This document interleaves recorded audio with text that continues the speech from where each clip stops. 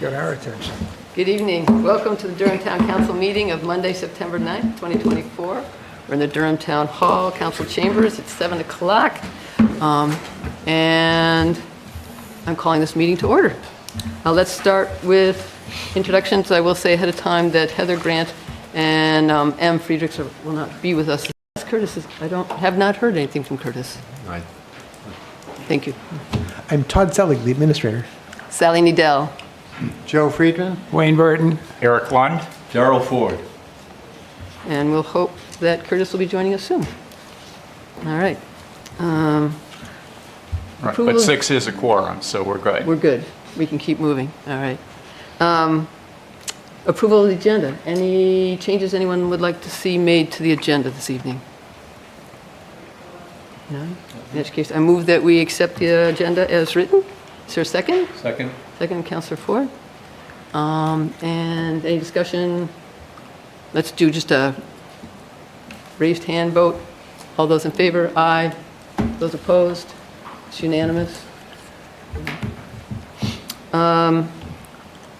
Special announcements are no really official ones, but I wanted to let people know that Kathy Leach is not able to join us this evening, so there will not be a presentation about Parks and Rec. And also, in a few minutes, the council may be choosing not to meet next Monday, September 16th, so we may not be having a meeting. So if you're here in the room, just listen in to see how we vote on that piece. All right. Public comments.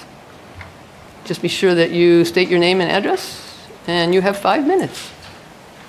In Hall, Durham, at the last meeting, I started to break down the projects and how much the university paid. I know they didn't pay anything on Park Court.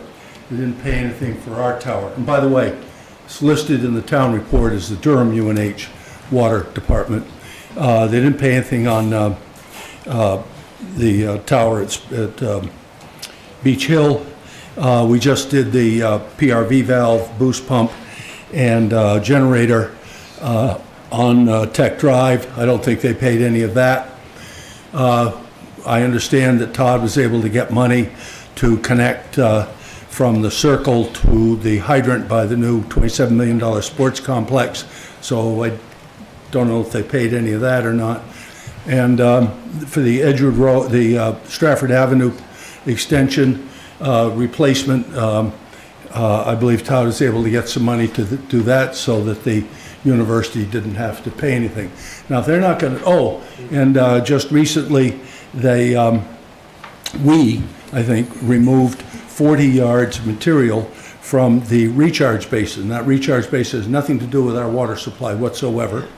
The problem with that system is that there's no way to backflush the recharge basin.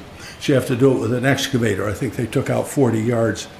So, and of course, the water tower, if it's a joint department, then they should pay their fair share for the water tower at Foss Farm, and they paid zero. The best estimate I can give you is that they inflate their costs for water. We in turn compare them to our costs, average them, and we end up, or the university ends up, having their cost for water reduced. And historically, they've inflated their costs. I'll say that again. In order to do that, since they pump a whole lot more water than we do, our costs go up 80 to 100% to do that. And if you look at how the money is spent, which may not, I don't think you're given the information to know how it's spent or to know the things that I've discussed with you, then this amounts to fraud. You cannot take money from a town and give it to a state agency unless you can validate why we're paying it.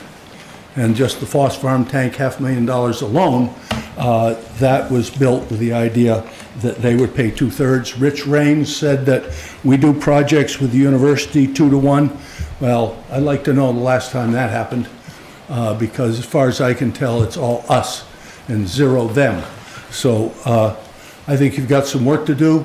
And from what I see, you had no problem taking a vote that that the water and sewer people would be billed $675,000. Yet in the time since that came up, and I brought this up, Sally, your counselor hasn't been supplied with the basic information so he can understand it.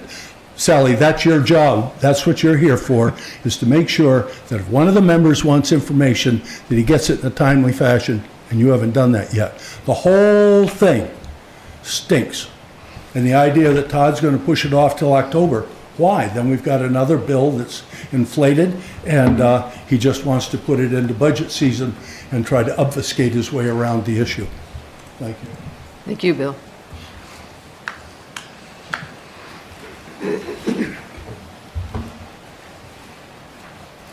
Good evening. Thank you so much for being here. I am Lauren Selig, and I live right around the corner from the high school. I just want to remind everyone, in case you haven't noticed on the news or signs around town, tomorrow is primary day statewide. In Durham, as I'm sure all the counselors know, but hopefully all the public knows, we vote at our high school from 7 to 7. And I am one of the many people on the ballot here in Durham. I hope people will vote in favor of me, but I most of all hope people have done their research about the candidates and will show up and vote tomorrow and then again November 5th. Thank you. Thank you for the reminder. Thank you. Yeah. Okay. Well, my name is Timothy Horgan. I live at 7 Faculty Road in Durham, and I'm also one of the many people on the ballot tomorrow. So everything Representative Selig said, I agree with 100%.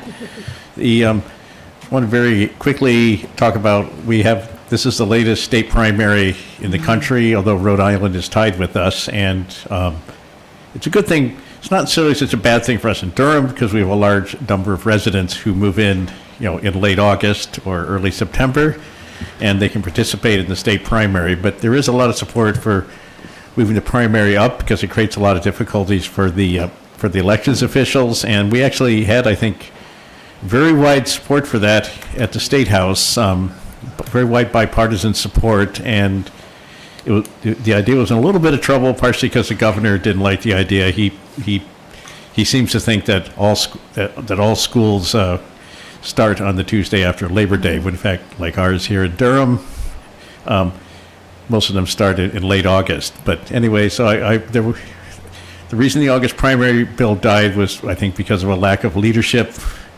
and majority leadership in Concord. Some of them preferred a June primary, but there was very large support for an August primary in my opinion. And I very much hope not just, I'm certainly whichever one of the 4 people out of the 5 gets sent to Concord will have a great delegation, but I certainly also hope we have stronger leadership at the State House, especially amongst the majority caucus, which I hope changes the party that I'm a member of. And two other issues which I'll be working on even if I'm just a private citizen next year, but and it seems unnecessary to take your gun to the polling place because it's very well policed. We have our outstanding police officers. There's a couple of them there at all times, and also it's potentially dangerous. And then a corollary to that is we also don't have a state gun-free school law. And one of the reasons why many schools, I believe including the Oyster River schools, close schools that are serving as polling places is because they're afraid of the possibility that someone will bring a gun into the school while voting. So I think we should definitely, the next legislature, with or without me, with or without Representative Selig or Councilor Burton, we'll definitely have to look at those issues. But in any case, tomorrow is the primary surge. Everybody here in the room, which I think all of you will show up, and everybody watching on TV to come out and vote for the candidates of your choice, whoever they may be. So thanks. Thank you.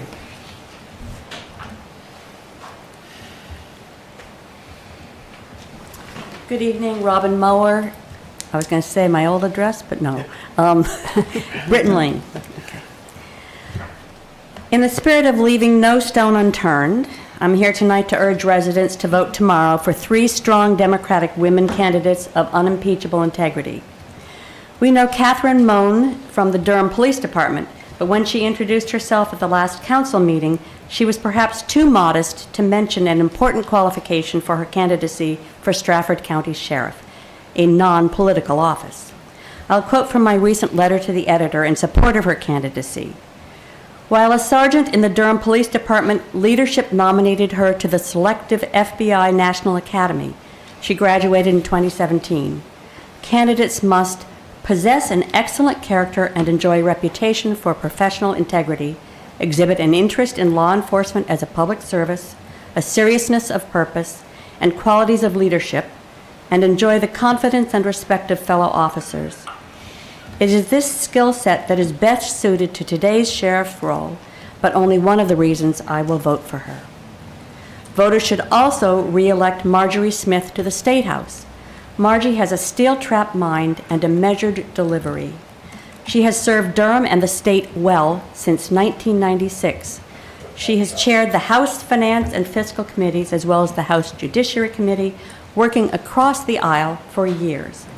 Lest you fall into the trap of thinking it's time for a change, keep in mind that knowledge of how the 400-member House of Representatives works and building relationships is key to getting anything done in Concord. Last session, Margie collaborated with an ultra-conservative Republican to forge one of the most important pieces of legislation that would legalize a medical aid in dying, to join 10 states across the country that have already done so. Without Margie, legalizing medical aid in dying is unlikely to move forward. And approximately 100 residents in Durham already supported that concept, that bill that passed the House this last session, and was defeated in the Senate. But I'm sure more residents will support that some of us expected. One of the key benefits of living in New Hampshire during election season is that we meet candidates at house parties. I've met Cindy Warmington at 2 and back her wholeheartedly. As the only Democrat on the 5-person executive council, she is ideally suited to know how state government works, has a track record of developing effective relationships with key Republicans to get things done, and has the best shot at defeating Kelly Ayotte, a Trump supporter. The list of Cindy's endorsements includes former state senators Katie Wheeler and Mandy Merrill, former speakers of the New Hampshire House, former Congresswoman Carol Shea Porter, Representative Margie Smith, and former representative and famous for helping Durham defeat an oil refinery, Dudley Dudley. I'll follow their lead and hope you will too. Thank you. Thank you, Robin.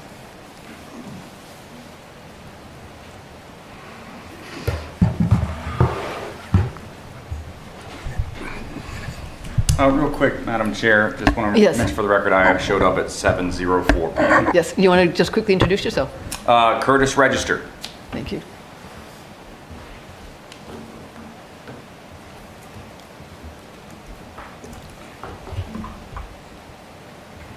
Does that count against just 5 minutes? No. Not until he starts to talk.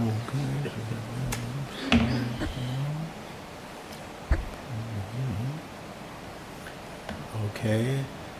So as Sally and Todd knows, last time it was 40 seconds before my first slide my first slide didn't make it out at all over DCAT, so I'm going to wait a few seconds to see that have perhaps better opportunity this time. So, in other words, it can show in the room, but not go out to people watching or on the recording. It's up, sorry about that. Okay, so here I go. Joshua Meyerowitz, 7 Chesley Drive. I'd like to do part 3 of my update on what I witnessed at UNH on May 1st, and this time titled Assaults on Protesters and on the Truth, and Will There Be a Real Investigation? I appreciate you guys unanimously passing a resolution to partner with UNH about student constitutional rights and physical safety, and I think UNH needs your partnership. The Faculty Senate voted and in motion in May for a transparent investigation of events and also for a community forum. We got the second part.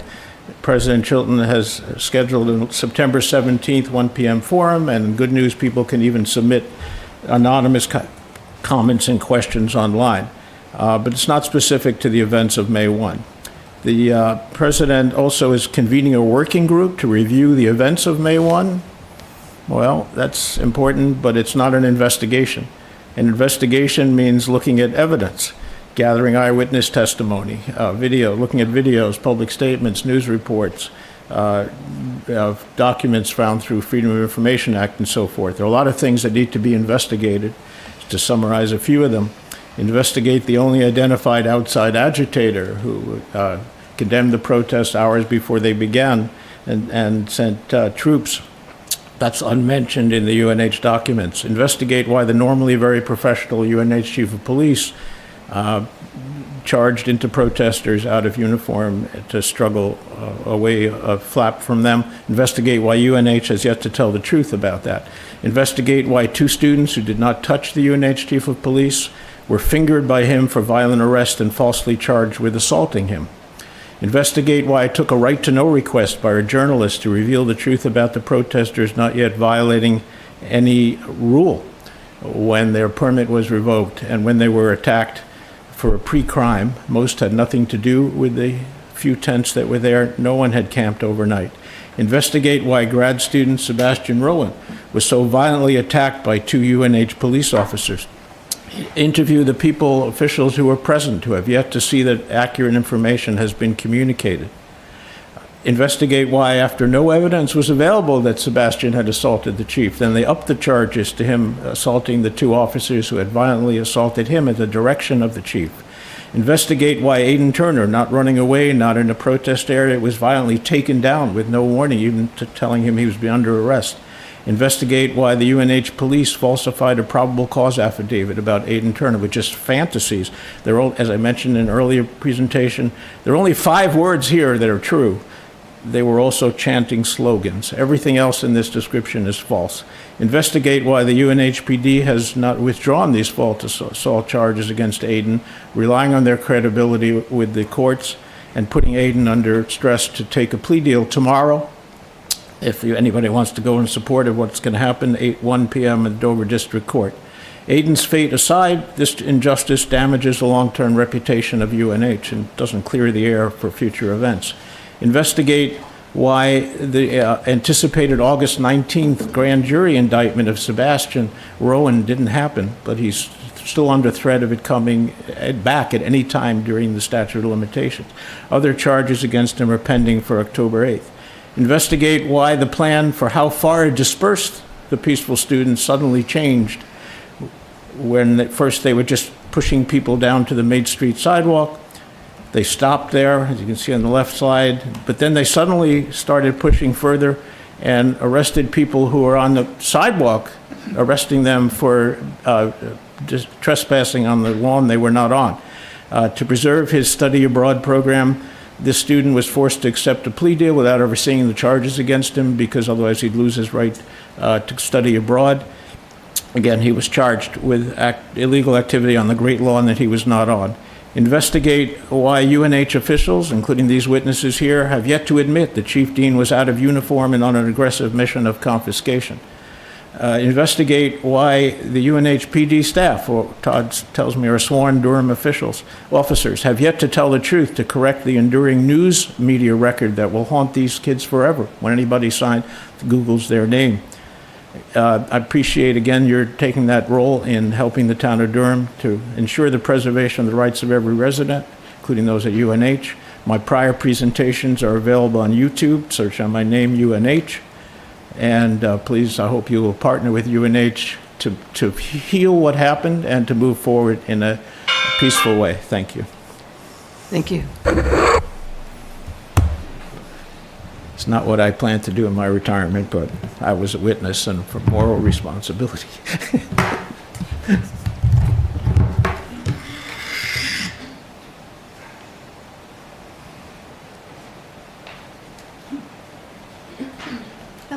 Hello, I'm Molly Flagg. I'm Abby. I live in the cottages. And I just started renting a store on Jenkins Court, which is what I'm here to talk about. So we want to plan a block party on Jenkins Court, and we want to have bands come in and play some music. We're going to barricade the entrance to Jenkins Court with cones, and I talked to Rich about that today at the Department of Public Works. As for noise, we're happy to turn the sound down, but Abby will talk about that in a little bit. We are looking to have small businesses of Durham tabling. We don't want any large food truck vendors, which was, I think, a misconception. I'm looking to invite other businesses in Durham to bring a table, to bring a rack of clothes, and to be involved in this block party for fun for the community. Yeah. Oh yeah, I'm the president of WUNH, and so we just wanted to work with Molly to make this happen. We're kind of just mentioning something proactively. I know it's on the agenda tonight, but we just wanted to make sure everybody knew what was going on. In terms of sound, we do plan on having live music, but we plan on it being family-friendly music that's more there as a background than as a live music event. We're going to give out free popcorn and cotton candy. That's the only food we have planned, and that's something that my organization is providing. We want to target it towards everybody in Durham as well as UNH students. It's going to be a very family-friendly event. It's going to be really fun. And yeah, we're also going to be here while our meetings, our items being discussed. So if there's any questions at that time, we can answer them too. I forgot to mention the company is Good Planet Apparel, 13 Jenkins Court. Yeah. Thank you. Thank you. Thank you. All right. Any more public comments? Is there anyone on Zoom? Not with hands up at the moment. Okay, thank you. In that case, we'll move on to the next agenda item, a report from the UNH Student Senate External Affairs Chair, Abigail Bagley. Hi, good evening, everybody. My name is Abigail Bagley. I'm the new External Affairs Chair for the Student Body President at UNH. So I'll be a familiar face at future meetings. This is my first meeting here after not being here all summer. So not a really lot going on since it's the beginning of the school year, but if you were on Main Street from 3 to 5 on Saturday, you saw lots of students running around looking and going into the small businesses on Main Street. Between the MUB off-campus engagement and Student Senate, we put together a very successful event, the Durham Food Crawl. It was started last year by the former person in my position, and I continued it again this year. And we were able to highlight 6 businesses on Main Street that freshmen, transfer students, students who may not frequent Main Street often, were to come down for free samples of food and meet new people, get to know familiar faces like me and MUB representatives. And it was a really successful event. We've heard great things from the small businesses, and we love working with them on Main Street. So it was a very successful event. So very exciting. In the future, if you have any communication that you want me to bring towards the Student Body President or the Cabinet or Student Senate in general, we would love to hear that feedback. We've heard in the past that there's not been great communication with Student Senate in the town. I would like to try and resolve that issue.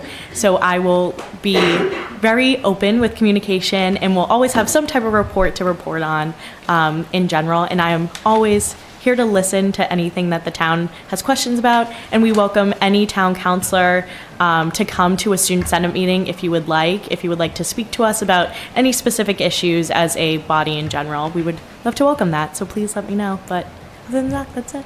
Thank you. Okay, thank you. Welcome. Quick question. Sorry. I have not seen any publicity this year regarding University Day. Is that event taking place, and if so, when? So U-Day happened last Thursday. I went as just a regular student, not tabling or anything at clubs, and I couldn't walk on the sidewalks. There were so many people. I love going to U-Day, and it was a very successful day for the MUB and the university in general. So that happened last Thursday, and thank you to the police chief and the firefighters who were volunteering their time to block off the street and make sure everyone was safe as well. We appreciate that. Thank you. Okay. Just want to introduce myself as Curtis. Pleasure to meet you. Nice to meet you as well. Scheduling for Student Senate meetings, is that available online, or is that the next one? Yeah, so Student Senate meetings start next Sunday. I would love to help coordinate with our Senate speaker to help if you would like to come to an event. Sure. I can give you my contact information, so Sure. that way you can have that and we can try and come up with a date together. Okay, yeah, my email, I think, is curtis.register 2024@gmail.com, if that works. Yeah. This is probably wrong one. Perfect. Thank Okay. you. Anything? Yeah. All Thank set? you. Awesome. Anything else? Okay. Okay, Thank you. awesome. Thank you, Abigail. Next item is the unanimous consent agenda. Would anyone like to remove any of those? I will say personally, I'm choosing to remove 8E, the last of those.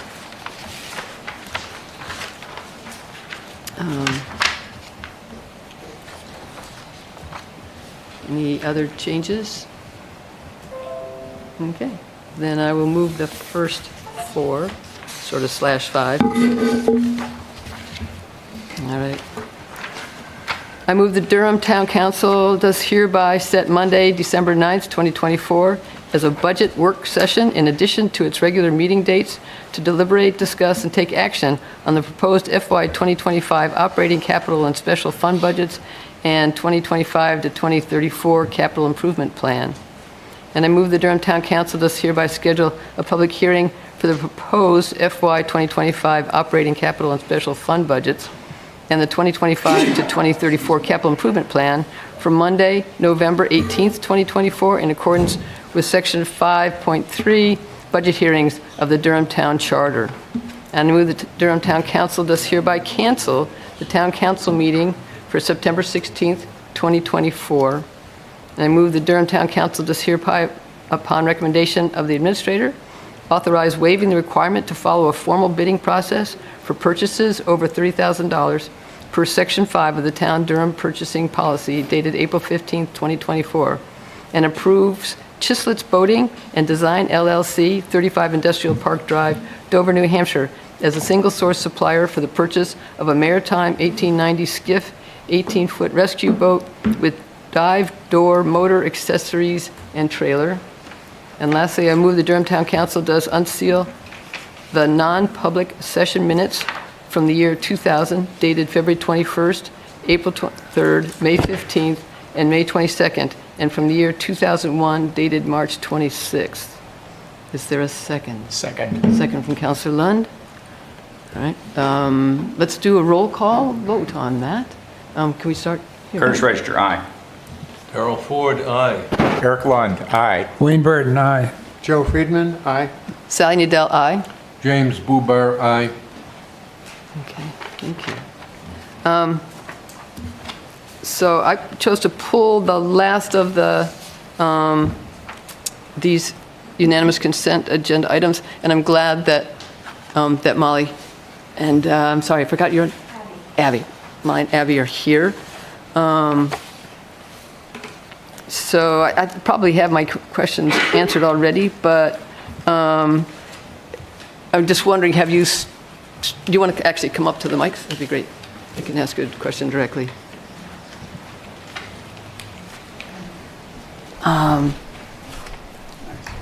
Do you, have you spoken to the other businesses on Jenkins Court? I mean, do you have sort of they're okay? So I've spoken with, I've only spoken with the bakery because I didn't want to talk to them if it wasn't going to happen and have them make arrangements to bring extra staff in or whatever for that date. Okay. So I haven't spoken to them yet. The only person I talked to was a building owner across the street in Sweet and Memories. Okay. Just wondering whether, I guess, will you be inviting them all to participate in any way they want? I understand it's hard to bring people, the food vendors, like onto the street. I understand that that's difficult, but all the other vendors, I would love to have them on the street if possible, if they want to get involved. I've also been talking to Echo Thrift, Friends in Action, New Moon, and the bakery. Okay. So I have talked to those people so far. Yes. I want to clarify, Abby. when she says vendors, she means the businesses in Jenkins Court. Okay. It seems like throughout our conversations, there's been a misunderstanding that vendors means like food trucks or like outside people. She means the businesses in the area. Businesses tabling at the event. So it sounds like your plan is, I mean, literally a block party for the Jenkins Court block. For Jenkins Court and then Plus also New Moon and Echo Thrift, and okay. I'm gonna extend it to start with Jenkins Court, see who wants to get involved there. If I don't have many businesses, that want to get involved, then I'll reach outside of Jenkins Court and fill in those spaces. I do have a couple like UNH based small businesses, like younger people my age, that want to also be involved, but they're like an after we talk to the businesses in the Jenkins Court thing. Anybody else have questions? Yes. It seems like you're asking for something before you're sharing with us that the neighbors on Jenkins Courts actually want this to happen. And if you close the street without them wanting it to happen, they might be quite upset that people can't come down the street in their car and come to their business. So it would seem like you would get their approval or their agreement that this is something they want before the council would agree to close that Jenkins Courts on any particular day.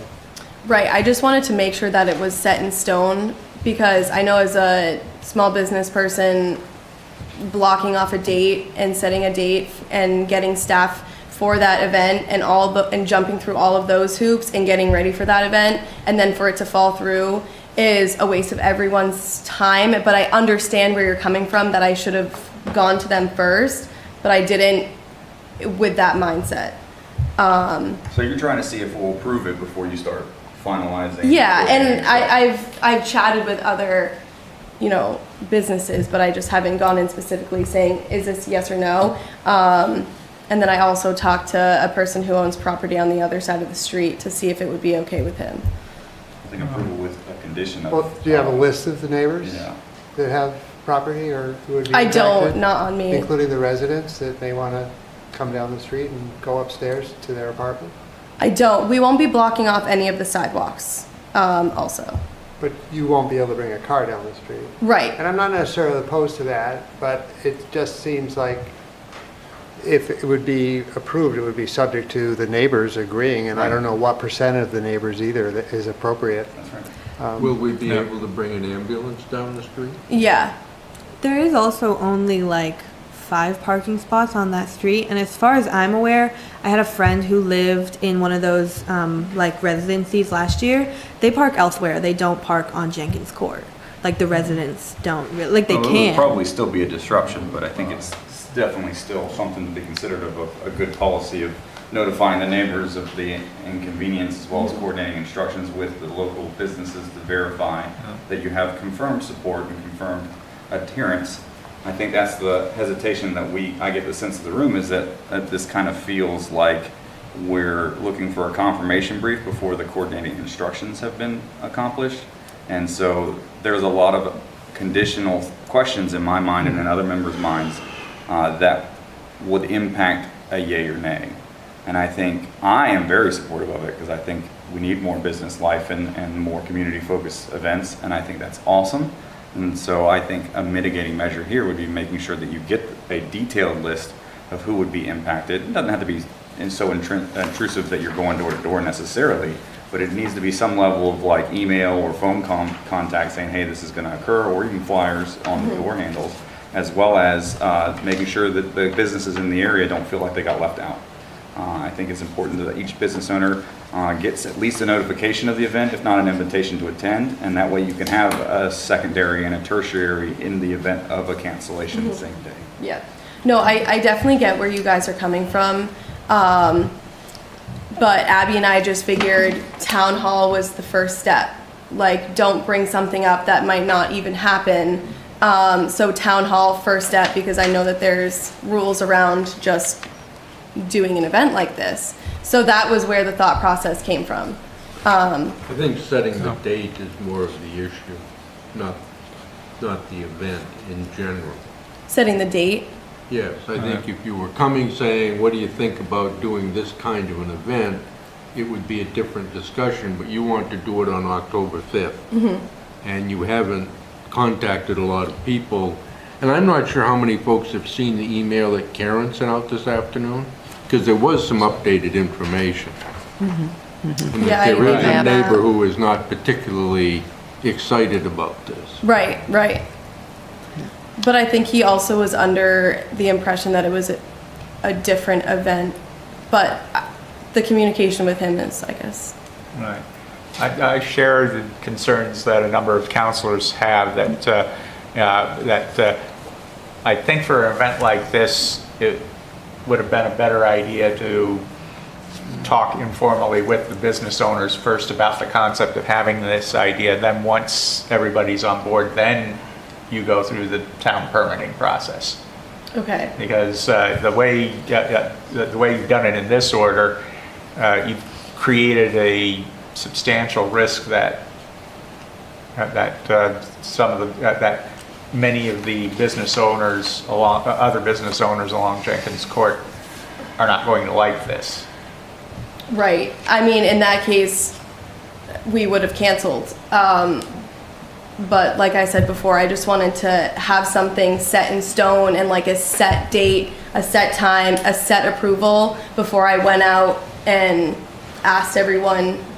But I see what you guys are saying.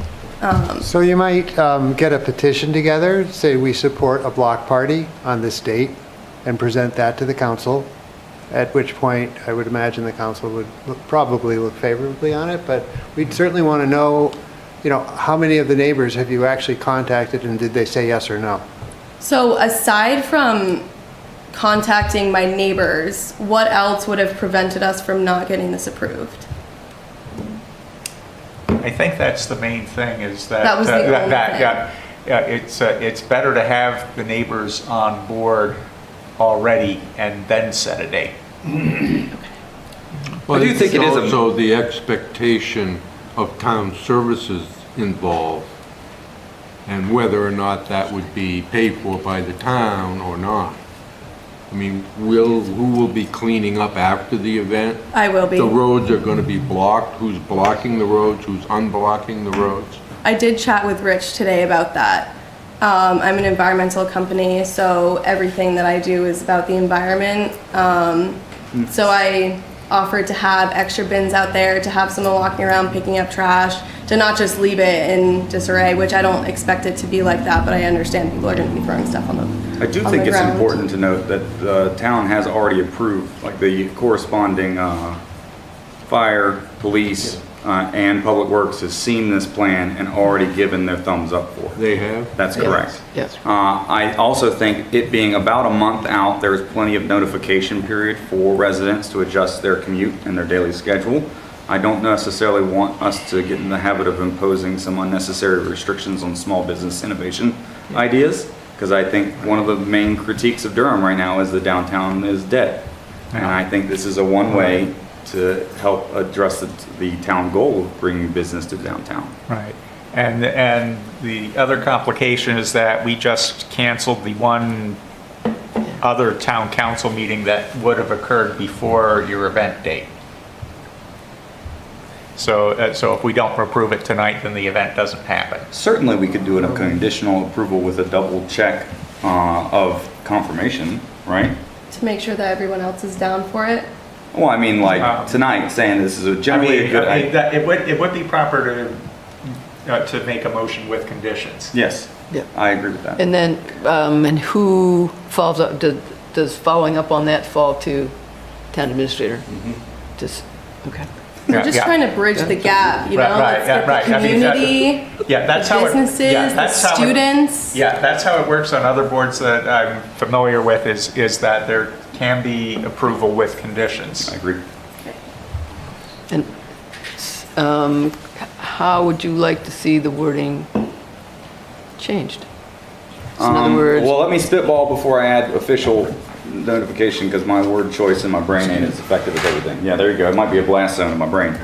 I'm thinking just a confirmation of official notification.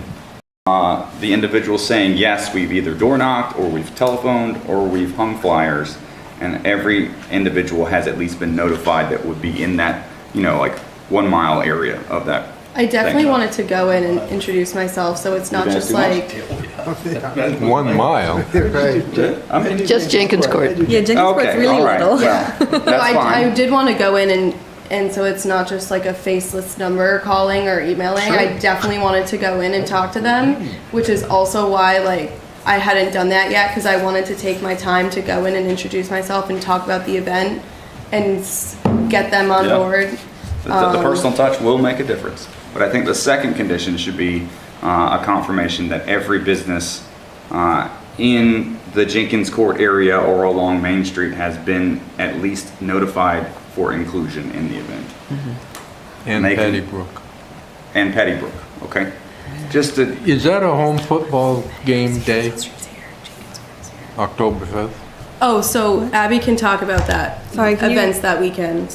Sorry, I was trying to map out where Pettibrook is. Can you please re-say that? It's the other end of Jenkins Court, how you leave Jenkins Court, you take the left on Pettibrook. parallel But to Main where Street. Sweet Memories is. Okay, what was your question? Sorry. is that a home football game date? that weekend is, but not that Saturday.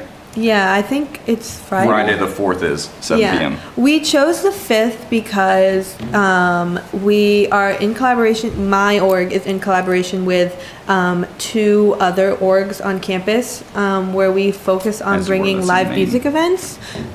One of them is CAB, and they are doing a free live music event for students in the MUB on the 4th, and then Scope is doing their show that costs money on the 6th in the WIT, and so we kind of wanted to make it into like a weekend event, and our goal was to bring the community in, because the kind of weekend event that the other 2 orgs have going on, it's tailored towards one type of people, and our event being on the 5th was kind of to bridge that gap of like students, but also members of the community, and also grad students, and also parents with children, and also Love it. you guys.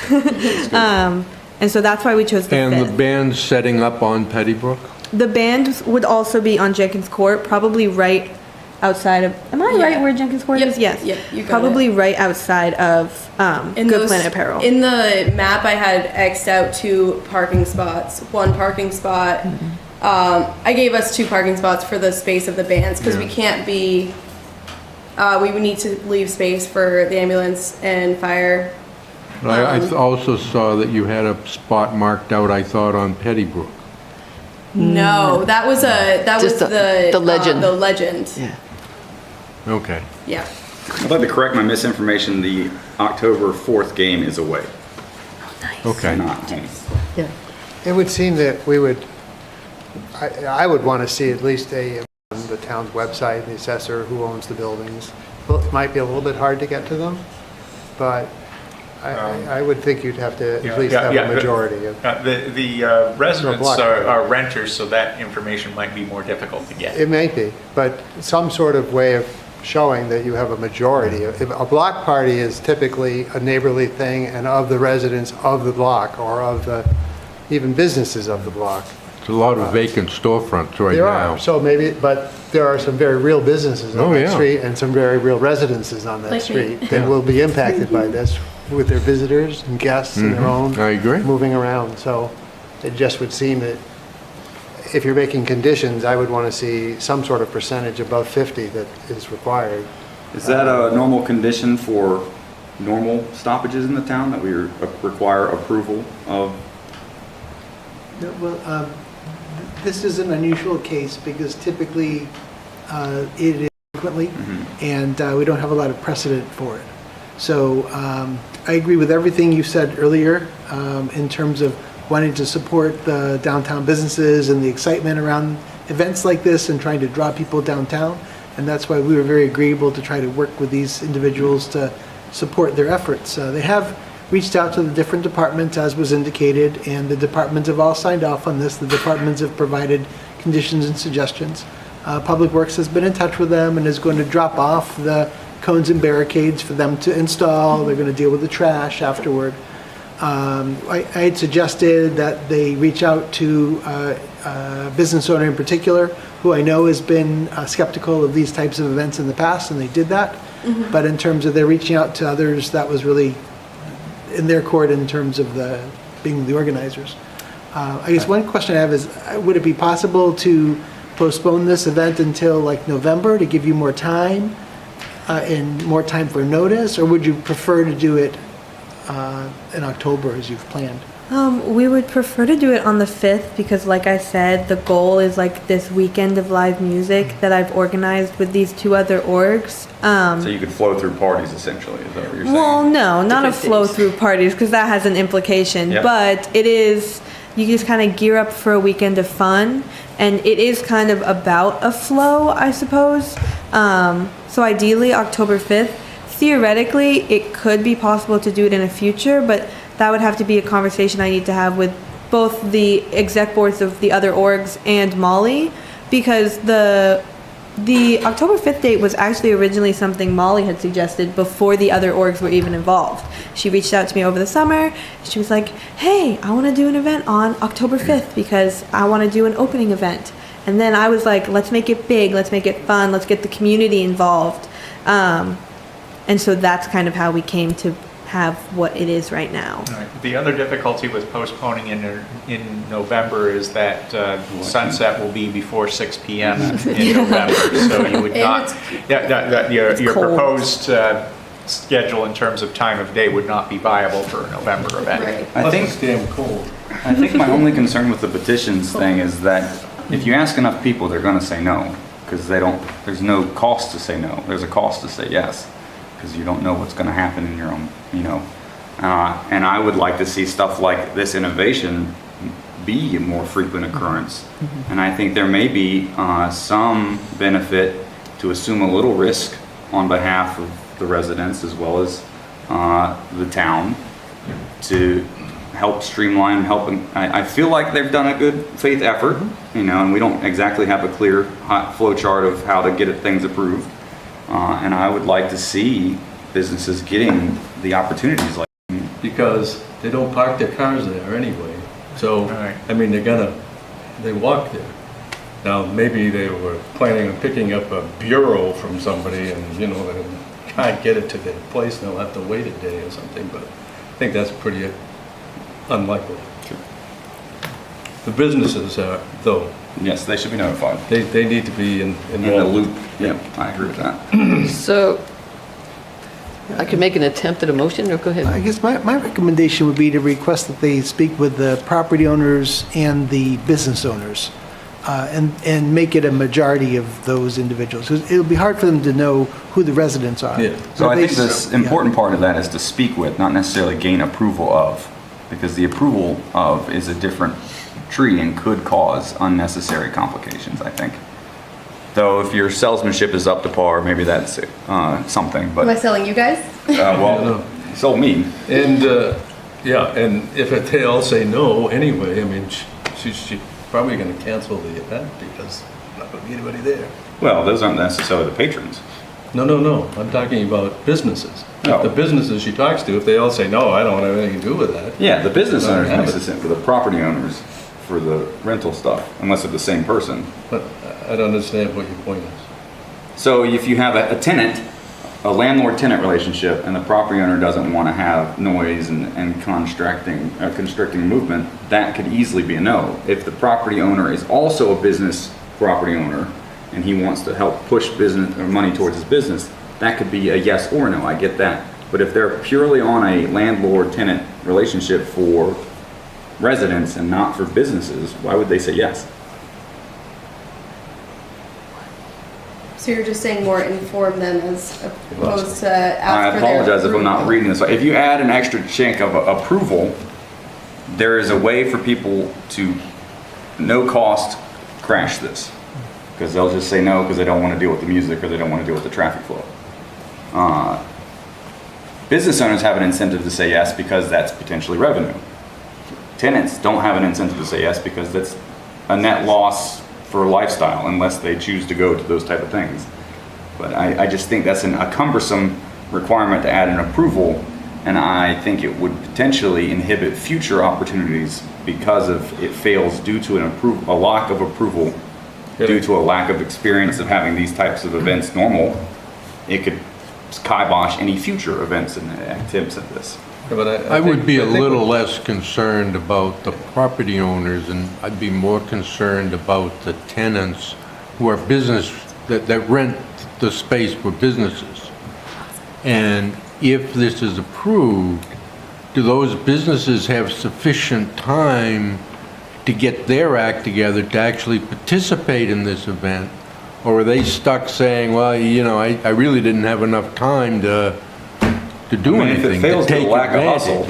that's not our problem. But Pardon? If it fails due to lack of hustle, I don't think that's our problem. But if Well, it fails due to people just not wanting to try something You new, know, I think proper that is our planning problem. prevents preposterous performance. I agree. The There's a month five here. basic Ps of management, and this isn't a lot of time between now and October 5th. What if I what if I communicate to everyone by the end of this week? Wow. It's one thing to communicate, and it's another for them to say, we think it's a good idea, and we'd like to do this. And Okay, it's- get approval by the end of the week. Well, something besides, we'd like to do this, and we haven't presented anybody else that wants to do this besides us. Yeah, and yeah, and whole street. I agree with the focus on business owners because they're the Yes. ones who are Would most benefit. strongly affected. And they could make or break the event. They could really benefit from this. Absolutely. Yeah. That's the idea. Not like a selfishly, like, I want to get But I on mean, we're business. Like, I struggling to want people. understand what the plan is and the specifics of the plan. I'm sure they would have the same struggles. I mean, I feel Yeah, like that's a month between is she plenty and of them. time. Pardon? Yeah. And I said that's between she and them. Well, I understand agree with that, but if I was one of them, I'd kind of like to understand more about how's this thing really going to work. Yeah, sure. Just one quick more question, and then I think we just have to figure out what we're comfortable with for wording. Rain, weather plans.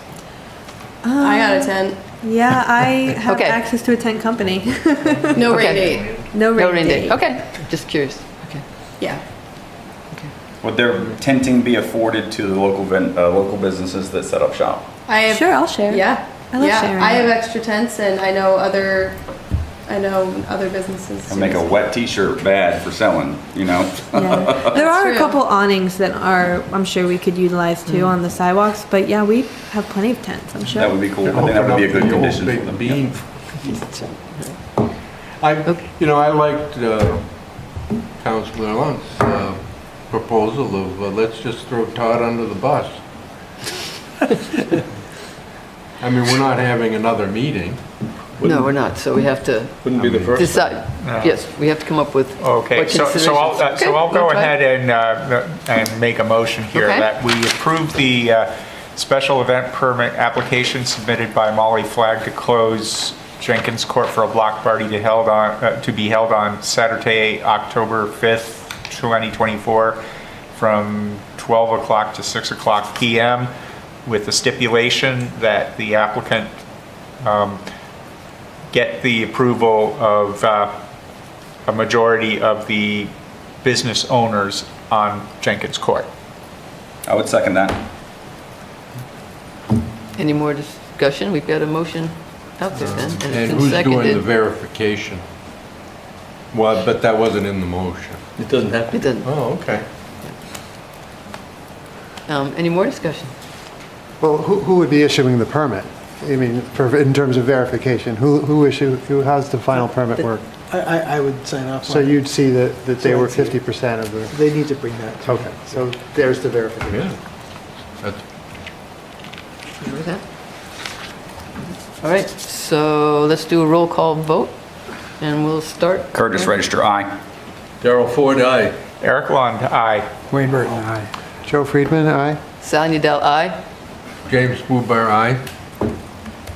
Very good, sounds unanimous You guys are all to me. invited. Yes, and bring your families. Bring your families. I hope it goes well. Thank you. Todd, Yes. when would you like the petition by?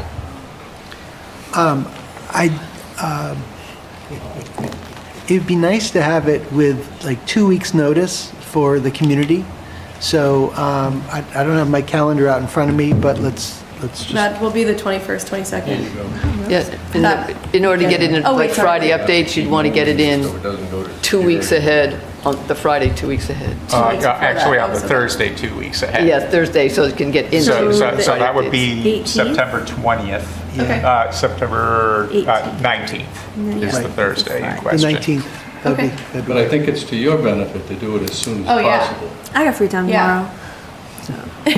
So we'll make We'll make it happen. Okay. Cool. Good. Thank you. Thank Yeah, you. thank you. Thanks for Thank you. approving. Yay! And we'll see you all there. Yeah, see you all there. All right. Make us look smart for doing it. Yeah, that's right. That's right. Ah. Make this easier next time. We have 2 committee appointments tonight. And so I'm just going to go ahead and read those motions. Thanks, Chief. I move the town council, upon recommendation of the Parks and Rec Committee Chair, appoint alternate Aaron Guyot, 14 Old Landing Road, to fill in unexpired regular membership on the Parks and Recreation Committee with a term expiration of April 2026. Do I have a second? That was everybody was wanting to hear about the Second from event. Councilor Friedman. Any discussion? I don't see, we've already had Erin. She's already on an alternate, so we're making her a regular. And the chair was happy with it. Yep. So, She's been a very, right. So let's start over here. Are you in favor? James Bubar, aye. Sally Nidell, aye. Joe Friedman, aye. Wayne Burton, aye. Eric Lund, aye. Darrell Ford, aye. Curtis Register, aye. Okay. And secondly, I move that the town council, upon recommendation of the planning board chair, appoint regular member Tom DeCapo, 315 Durham Point Road, to fill an unexpired alternate membership on the planning board with a term expiration of April 2027. I'll second. Second from Councilor Ford. Any discussion? Good to go? And that'll create a vacant regular position. That is correct. Yes. Yeah, the packet has what the roster will be following this change, which will be 1 vacant regular membership and 3 vacant alternate members. This doesn't create that, because there are 2 of them switching. Well, yeah. It doesn't create an additional vacancy. It just switches one of the alternate vacancies to a regular member vacancy. But there's one other person on the alternates. Is she interested? My understanding is that she is busy enough with other commitments to not be confident that she could serve adequately as a regular member, which is why she was not elevated to that position in the first place, because she actually has more seniority than Mr. DeCapo and therefore would have been the first choice to take a vacant regular membership. And my understanding from his note was that his personal situation has changed and he and his wife want to do more traveling. So I question whether he's really that continuity of knowledge.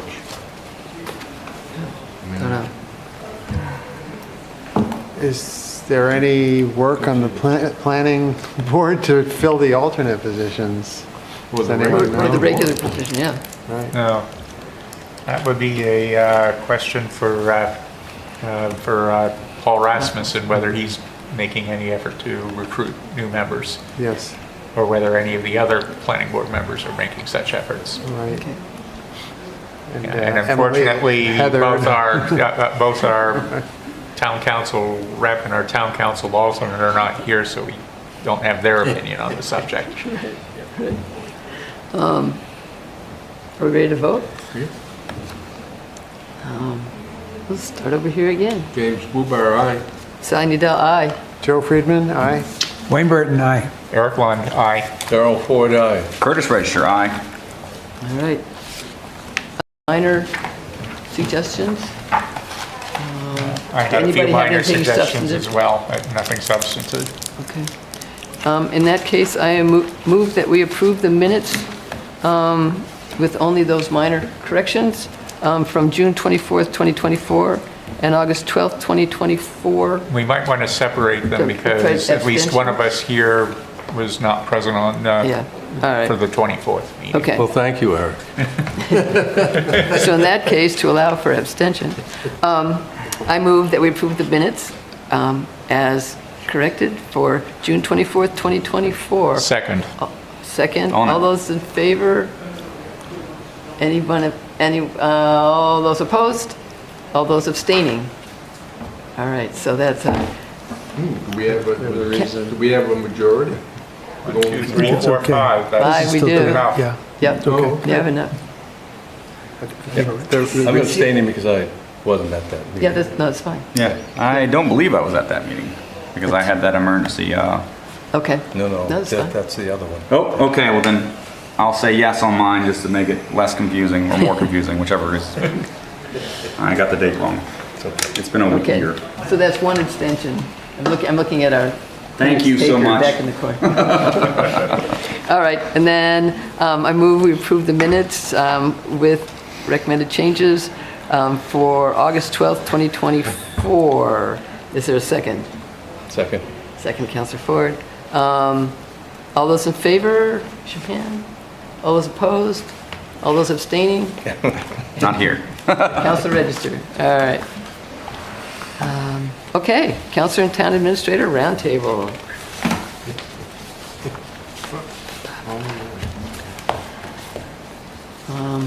Who'd like to start? I All can- right, That's fine. Counselor Register. So, however, we wanted to notify a couple things. So obviously the meeting's tonight in the police station.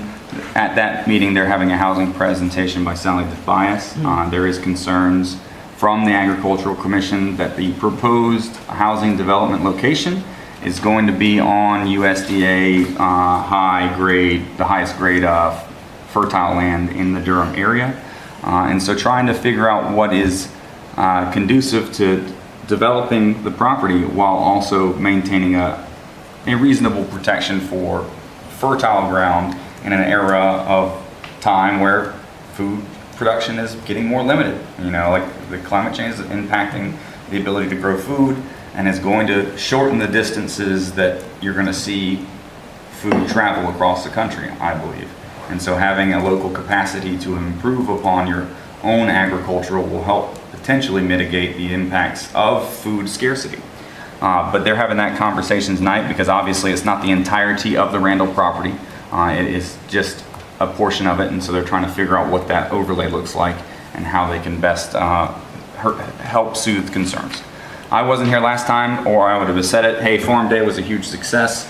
Thank you guys so much for showing up and for those that helped contribute towards it. I had a great time on a hayride with my son who doesn't sit still for more than 5 minutes, and I didn't have a tablet with me, and I felt like that was a huge accomplishment. And there was nice to see local businesses there as well. Sweet Treats Bakery set up a kiosk, as well as another individual, I can't remember who, set up their own local business at Ray LaRoche's farm. And then Teresa had a fantastic little sheep merchandise and viewing, petting, and demonstration. So that was pretty good. Their next meeting will be in here September 21st at 7 p.m. As for the school board, they met on the 4th. That was not a abrasive meeting, but a tenuous meeting due to a discussion on the refunding of the expendable trust fund or not. I don't know if they tabled that conversation or if they approved it. I didn't remember reading it or seeing it on the internet. But it was basically, do they refund some money that they had promised to refund in February to defray the school tax rate, or do they hold on to those funds anticipating, because they have had overages that they did not anticipate in capacity? About 20 or so students were higher than they projected for this this calendar year. And that has impacts on facility maintenance and classroom upgrades and stuff like that. And so the argument that it has been presented is that if they hold the expendable trust fund and use it for future facility upgrades, that will mitigate a tax increase in the future. If we kick the funds back out, that will defray a tax increase for now, but we'll have a significantly bigger tax increase when those facility upgrades come. And so that was kind of the back and forth that went through in the chamber. I think it's important to note that Dr. Shaps addressed the Georgia high school shooting and talked about how it's important to have a good working knowledge of the kids that attend our schools. And he's talking specifically to the facilitators and the teachers and the facility maintenance guys and stuff like that to get to know the kids that are in the classrooms, as well as developing and maintaining a good working relationship with the local fire and police, and tying into that infrastructure and making good tactical control measures of touch points. For instance, Lee maintains police presence in the morning and the evening every time they go and have school. And then they have this SRO that floats in between. Stuff along those lines to help, hopefully, at least deter, if not fully mitigate, that event happening in our community. I know that in my conversations with the deputy chief of the police and the chief manual for the fire department, active shooter drills are tabletopped on a fairly regular basis. I have taken an interest in understanding our procedures and our training experience with active shooters because it's something that terrifies me to my core. And so I expect I will have more information as this develops and as I get to attend more things, because I've given myself, or gotten an invite to attend some of their dry rehearsals and some of their tabletops, just to be in the room and listen and understand. So that's some of the stuff that went on. As for some meeting dates that may be interesting, September 11th meeting with Dr. Shaps starts a 4 meetings focus group series that he's trying to encourage the community to interact with him and get what interests them and how education ties into the community as a whole. And the principal for Oyster River Middle School is having a open house coffee with the principal, no agenda, on September 27th in the morning at 08 at his office. And so those are opportunities to just sit down, ask questions. This is for the public, not just for facilitators or town employees. Their next meeting is going to be September 18th at the newly named Morse Recital Hall. If you have any questions, that concludes my portion of the brief. Is it I talk too fast or I say too much? I believe the answer is D. All of the above. You got to get used to that, man. I am, Yeah, right. slowly. Yeah, I appreciate that. The Land Stewardship Subcommittee has not met since we last met. They will be meeting this Wednesday at 8:30 in this room.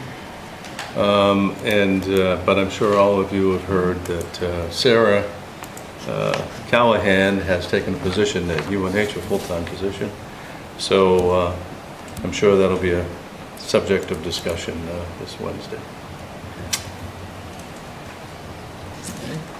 Councilor Lund. Okay, the Energy Committee met on September 3rd. There was a discussion of term expirations, which is coming up on the council's agenda later tonight.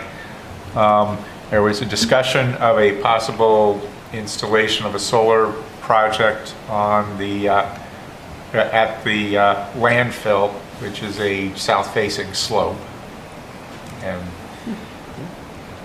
well hidden from view, so not likely to be objectionable to neighbors. Some further discussion of refining a proposed ordinance regarding provision of electric vehicle charging stations in new and substantially renovated construction. And there's also a Seacoast challenge on to with some of the nearby communities encouraging people to opt up from the 33% renewables plan is currently the default, because that plan is less than the baseline Eversource rate during, and this will be in effect from, it started August 1st and until the end of January, when the next rate setting period occurs. The Historic District / Heritage Commission met on September 5th. We approved a refurbishment project for the Community Church's Memorial Park, which is at the corner of Mill Pond Road and Church Hill Road, at the top of a hill there. There is also a discussion about a proposed plaque to be placed on the original town hall, which is yeah, which is not the building across the street, but the one that's at the corner of Newmarket Road and Dover Road. And there's also discussion about a proposed ordinance that would have the effect of not requiring HDC approval for memorial benches in the historic district. I would also like to point out that the October meeting of the HDC will be on the second Thursday, the 10th, because October 3rd is Rosh Hashanah. What was the date again? I'm sorry. October 10th. Thank you. Bless you. Sorry. All right. Councilor Burton. The Conservation Commission had a animated meeting recently. I don't have the exact dates, of course I forgot my notes. But it's about the size of the proposed buffer, which the unanimous vote of the committee was to go to 330 from 100, I think it is. And 125. recognizing that that is going to be Bless you. controversial, you may recall that I got a little irked because we did this the last time and Michael Barrett was at the meeting and offered, he didn't oppose it, he didn't approve it.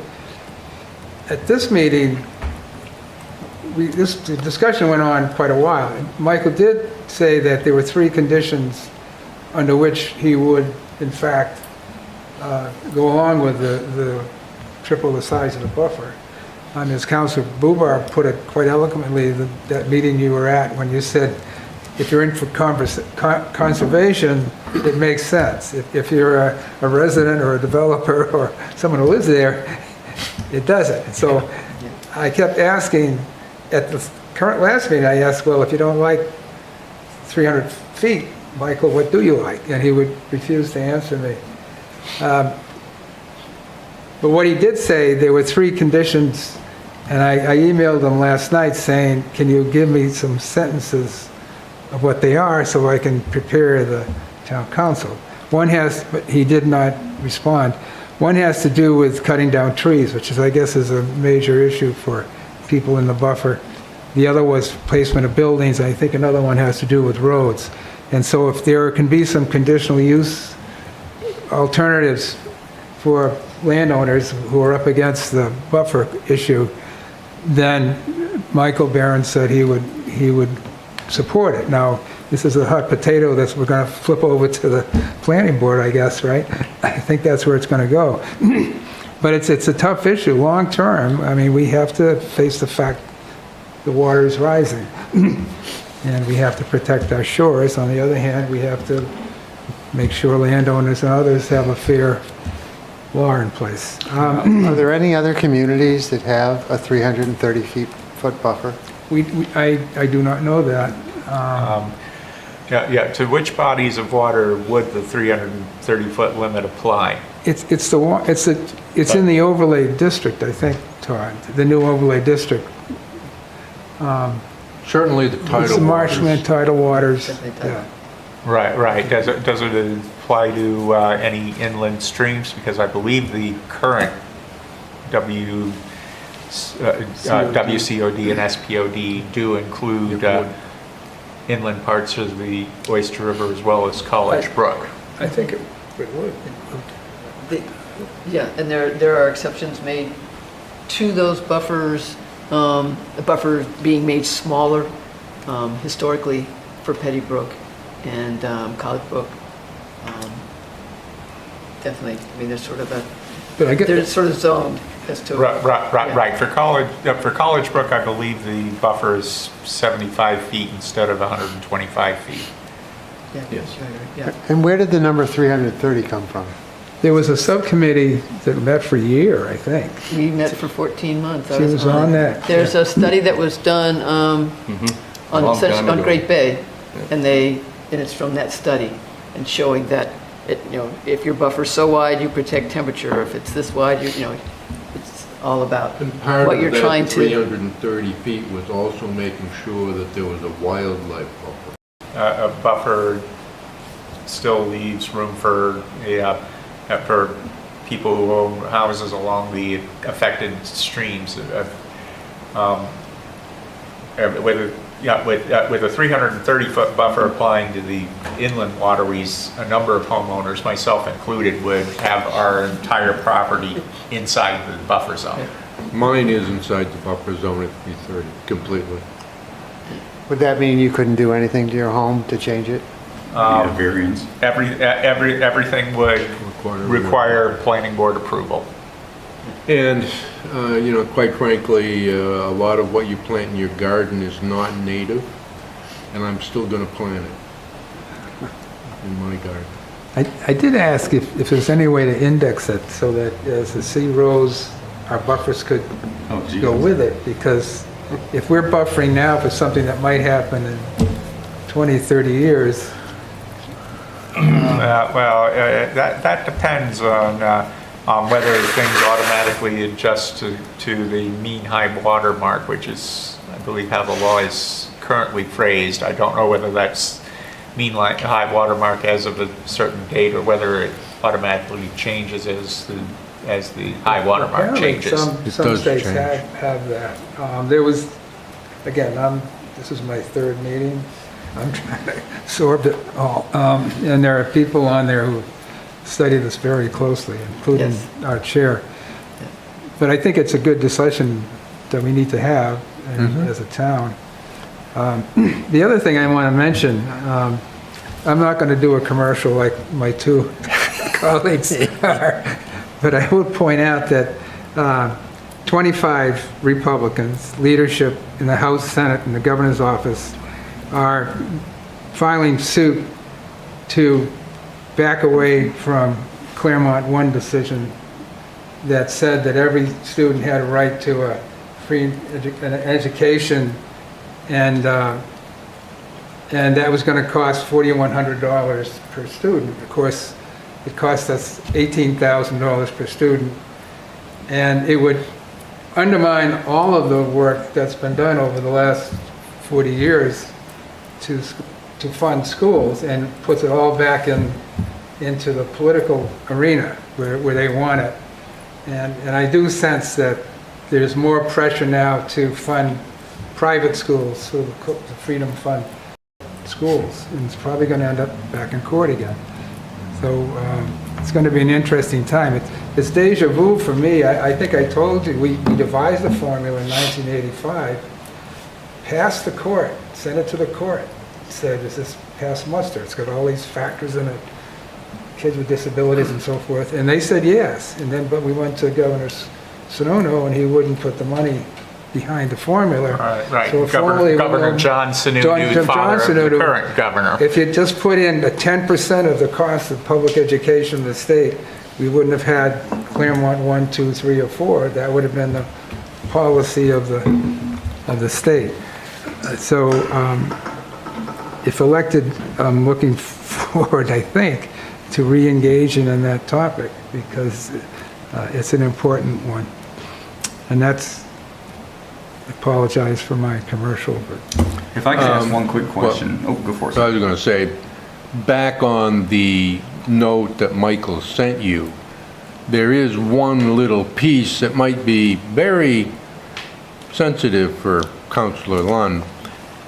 Michael suggested that we should eliminate the supermajority requirement of conditional use. And if that were eliminated, then Colonial Durham would have been approved, as would the Church Hill parking lot. Yeah, the Church Hill parking lot was denied unanimously. Okay. It was a long time ago, but Colonial Durham wasn't. Right, but the Colonial Durham was a 4-3 vote. Right. It failed on the supermajority requirement, and that's what went to court. Yeah. Right, and the relevant courts upheld Durham's right to have a supermajority requirement. There's another comment made, though, that's really disturbing, that guns are allowed in New Hampshire public schools.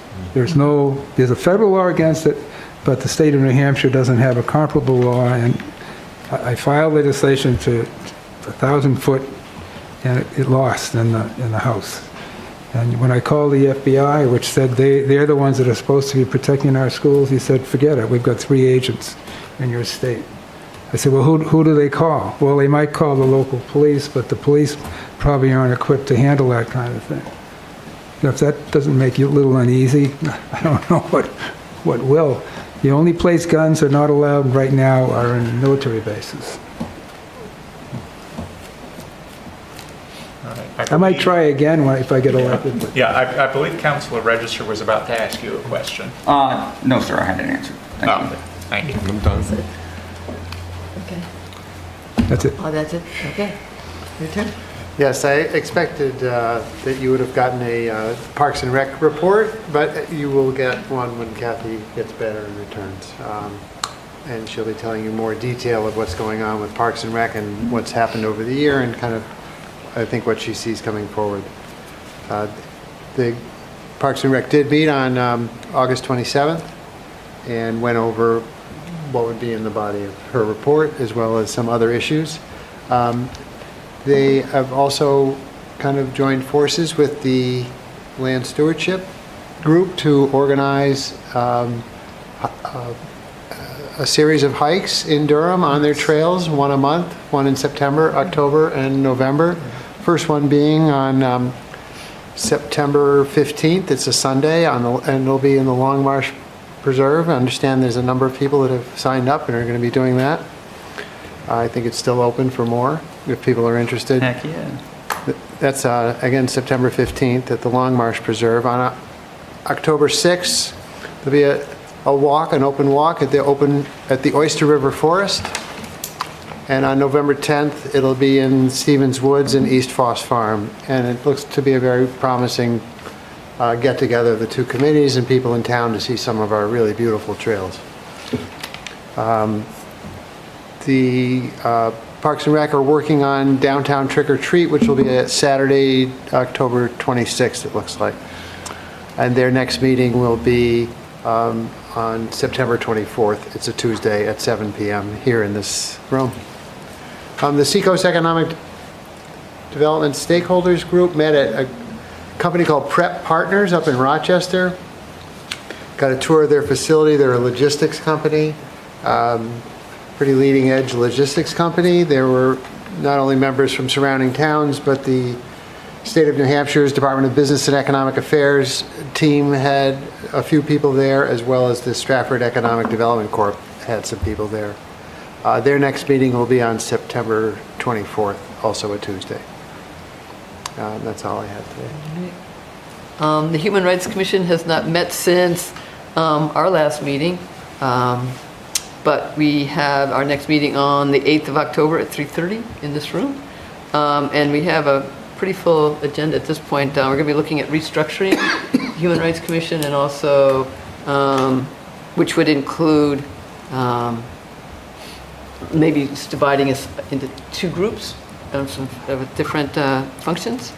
We'll be looking at Indigenous Peoples Day, partly programming, but also looking at the new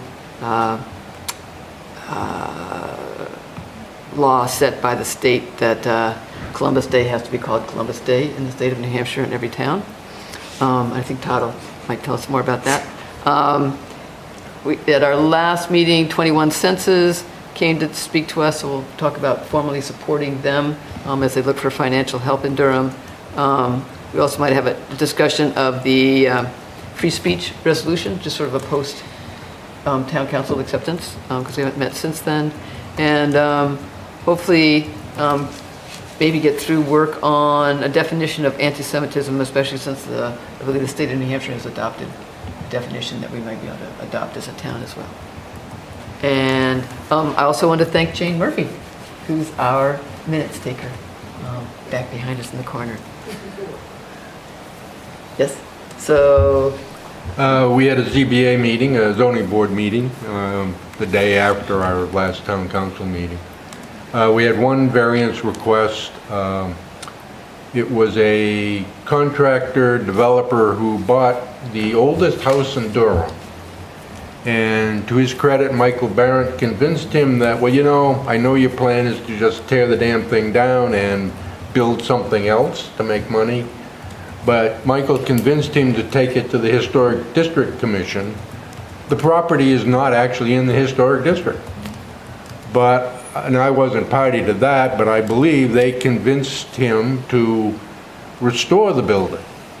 And in the process, he said, well, you know, I think I need to put an ADU in there to make sense of it. And architecturally, you can imagine houses built in the mid-1700s. It was a challenge, and he couldn't get it to the right square footage. So he was going to be 100, maybe 150 feet over, square feet over. And after the discussion, you know, the guy's going to rebuild a house that in many cases is in trouble. I mean, it needs serious work. And he's going to do the best job possible with what he's got to work with. And I don't think anyone had a problem approving the variance, and it was approved by, or I don't know that you actually approved it at the Historic District Commission, but it was certainly supported by them. All right. And so that really was I think one of the more pleasant discussions I've ever had at the zoning board. Right. Well, officially, it would have been the Heritage Commission, which is the I'm same sorry. body as the Yeah. Historic District Yeah. Commission. You know, yeah, because that's not in the Historic District, we don't have say in the approval, but we had voted to support the application, and that was why I was present at the ZBA meeting in order to formally speak in favor of the application. And then the other thing we discussed was the ordinance from the Conservation Commission, and there is a discussion that they wanted to get notified prior to other boards approving something that affected them, and it just kind of went back and forth. And, you know, our concern was we don't want to delay an applicant waiting for someone else to decide whether they have an interest or not. And I think what we were suggesting was that when an application comes into the planning department between Michael and Audrey, that they ought to sort it out, and if it needs to go to the Conservation Commission, send it there first, and then go to the zoning board for variances after that. That it would perhaps streamline the process. There was also a problem of, we had to have information so many days before our meeting, they had to have information so many days before theirs, and the timelines were getting very complicated to figure out if we could actually approve a variance in 3 months, if possibly.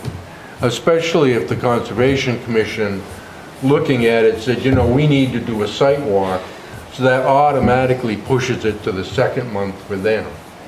And so it just got kind of complicated, and I'm not sure where it ended up. I think Michael agreed to take it back and talk with Audrey and sort of straighten that out. And then we did have I'm done with the zoning board, unless there are questions. We did have a integrated waste management committee meeting. There is a clothing swap that was discussed. That's really being led by Erin Hale, but it's not part of the IMAC. It's really something she's doing as an individual. It's kind of a sustainability. It's modeled on the clothing swap they've been doing in Portsmouth for a number of years. She's getting assistance from the Portsmouth group in organizing it. Essentially, the deal is you bring in a bag of clothes, and then you can take a bag of clothes. And after the first half of the session, then you can just come in and take a bag of clothes, or maybe two. But it's really popular in Portsmouth. It's going to be at the middle school, and the date is November 2nd. And they're still looking for some volunteers. They've been doing some work with Hannaford's locally, and the store manager is really quite enthusiastic about sustainability. So there's ongoing discussions there, and I believe that her name is Robin Bisson, and she may be coming to I think the next IMAC meeting. And then there was, they're working on a compost challenge for this fall. You should be seeing a flyer soon on that. And then the final item, there was a discussion on single-use plastics, and they're probably going to draft a proposal for the town council to restrict the town from using town funds to buy single-use plastic. And, you know, they are essentially, and if you look at the fourth town goal, we have a long-term commitment to sustainability and promoting the environment. And so it's part of lead by example of let's not promote single-use plastics by using town funds. So it's not banning them, because we can't really do that, but we can at least close our checkbook to it. So that should be coming a month or two, I don't know. And that's all I had. Are single-use plastics more than water bottles? Are they plastic bags and baggies and Ziploc and all that? Is that all To be single-use? determined. Primarily, it was going after water bottles. And DPW was at the meeting, and they have these big, you know, the big yellow coolers with the red tops. They have plenty of those, and Mike Pasden, who's a member of IMAC, explained that there is a better solution for cleaning, sterilizing those. And I think they exchanged that information. I don't remember the product that he was talking about, because that was one of Sam Hewitt's concerns, was with the volunteers that we get, if we were to bring those, how, you know, we wouldn't want someone getting sick from taking water from that. And so that was a concern. And Paul Rasmussen was there as people were complaining about, well, you know, what are we going to do, buy paper cups, or how are we going to do this? And Paul just kind of laughed, and he said, you know, at the end of the shift, we usually end up with dozens of sustainable, reusable containers in the buses when we clean out at the end of shift. And nobody comes and claims them, and the university's just throwing them out. So there are plenty of reusable containers available for the asking. We have them at the swap shop, too. Yeah. As well as Durham's downtown businesses sell them. Pardon? Durham's downtown business. Yeah, so in terms of Columbus Day, in 2017, the Town Council adopted Resolution Number 28, which designated the second Monday in October as Indigenous Peoples' Day locally. That didn't eliminate Columbus Day in the state or the nation, but in Durham, locally, we were recognizing it in a different manner, and we've done that ever since. We were made aware late last month that there was a law passed in Concord that indicated if a local community adopts the second Monday in October as a holiday, it must be called Columbus Day. And so we're going to bring this information to the Human Rights Commission, where the topic of Indigenous People Day came up, to see how they would like to proceed. Does Governor Sununu have a force of state police out at the Lee traffic circle, right? Yeah, What happens? There's no there's no enforcement mechanism around this. The law doesn't say you can't also call it something else.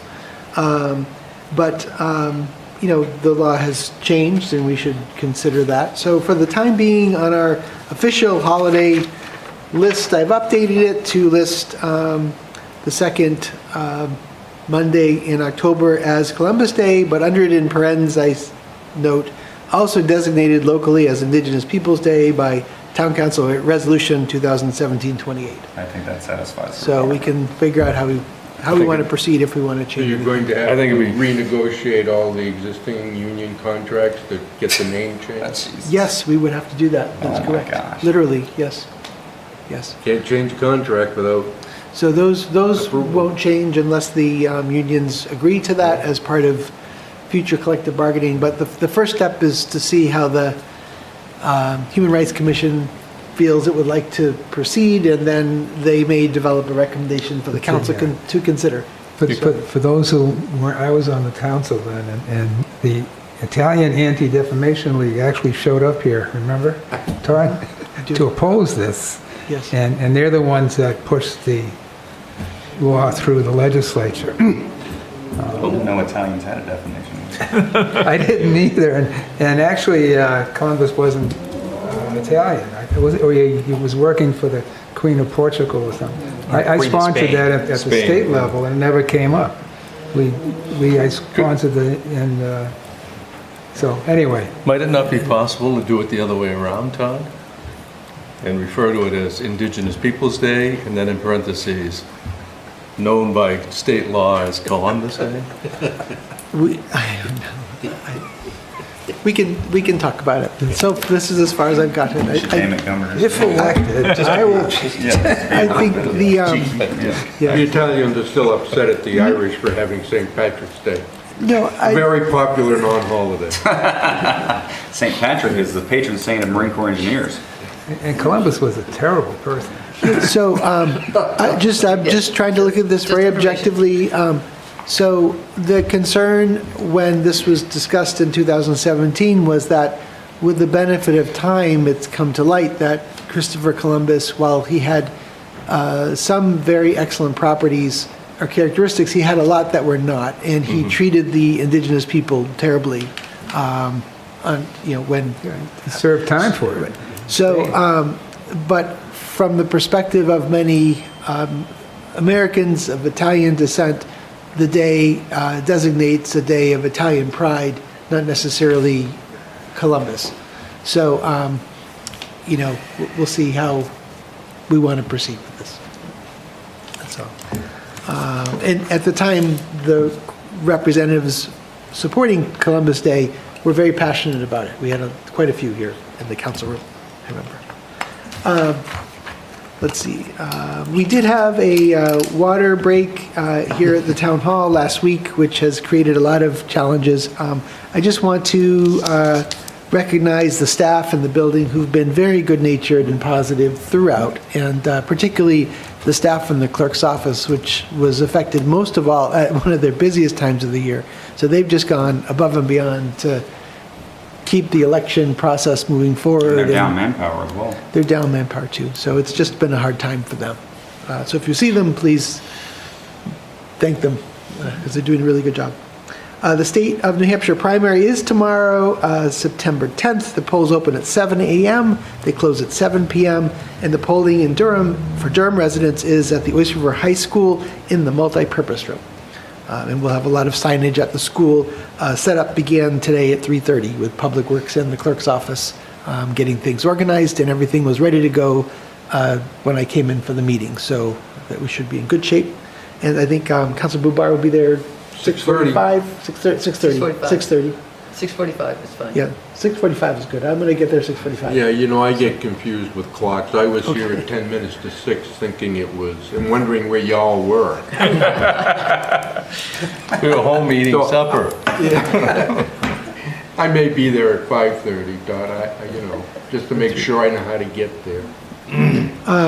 This is a busy time of year in terms of the preliminary budget development, which is going on. And so we've actually this year posted the work sessions I'm having with the different departments. And so to the extent residents are interested in coming and observing, they're welcome to do so. We've had a number of counselors sitting in as well. And to the extent we've got time, asking questions too. So I think it's been a really productive process. And in addition, this Wednesday evening, which will be September 11th, at 7 p.m., the planning board, as part of its agenda, will meet with Gail Jablonski, myself, and Public Works staff and fire staff to talk about the proposed capital improvement program. So if you're interested in that, you can tune in to the planning board meeting. That's an annual visit and discussion we have. And then on Wednesday morning, September 11th, beginning at 8:30 a.m., The Durham Fire Department is hosting a 9/11 remembrance ceremony. They do that every year. That'll be on College Road, right at the fire station. And so the 8 public... a.m.? 8:30. 8:30. 8:30. The public's welcome to attend. It's always a nice ceremony. And that's all. Thank you. Okay, great. All right. I was interested to note in the non-public session minutes that we unsealed that in March of 2001, it referenced Todd Selwig in it. So you've been here a long time. Yeah. No wonder you have no hair. I believe that was reference to either him, I think there was an offer out to him that he had not yet accepted, if I remember right. The council met that night on 911. I was on the council then. And we were talking about the fact that when I was president of North Shore, that they had took my police force. I had my own police force on the college, and it was all on to as part of the search. But it was a pretty grim council meeting that night. I'm pretty sure I recall that. And when that happened, it just affected everybody. So This is for September 11th. on September 11th, yeah. All right, we'll move on to the next item, the new business. We can have a discussion first in terms of,